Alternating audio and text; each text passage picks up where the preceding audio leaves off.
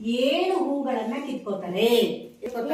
ಕಿತ್ಕೋತಾರೆ 7 ಹೂಗಳನ್ನ ಈ ಕಲ್ಯಾಣಿ ಒಳಕ್ಕೆ ಅದ್ದಿದ ತಕ್ಷಣ ಅದೆಷ್ಟಾಗುತ್ತೆ? 1 ಡಬಲ್ ಅಂದ್ರೆ 14 ಹೂವು ಆಗುತ್ತೆ.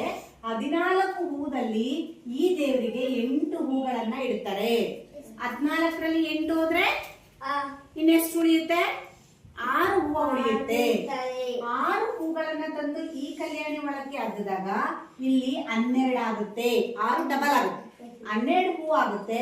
ಎಲ್ಲಾ ದೇವರುಗಳಿಗೂ ಕೂಡ ಸಮನಾಗಿ ಹೂವು ಇಡ್ಬೇಕಲ್ವಾ? ಸೊ 12ರಲ್ಲಿ ಈ ದೇವರಿಗೆ ಮತ್ತೆ 8 ಹೂಗಳನ್ನ ಇಡ್ತಾರೆ. 12ರಲ್ಲಿ 8 ಹೋದ್ರೆ ಇನ್ನ 4 ಉಳಿಯುತ್ತೆ. 4ಅನ್ನ ಇಲ್ಲಿ ಕಲ್ಯಾಣಿ ಒಳಗಡೆ ಅದ್ದಿದಾಗ ಎಷ್ಟಾಗುತ್ತೆ? 8 ಹೂವು ಆಗುತ್ತೆ. 8ನ್ನು ಕೂಡ ಈ ದೇವರಿಗೆ ಇಡ್ತಾನೆ. ಸೊ 1 ಹೂವನ್ನು ಕೂಡ ಉಳಿಯಲ್ಲ. ಇದ ಆನ್ಸರ್. ಅಲ್ಲಿಗೆ 7 ಹೂವು ಕಿತ್ಕೋತಾರೆ, 8 ಹೂವು ಇಡ್ತಾರೆ. That's all.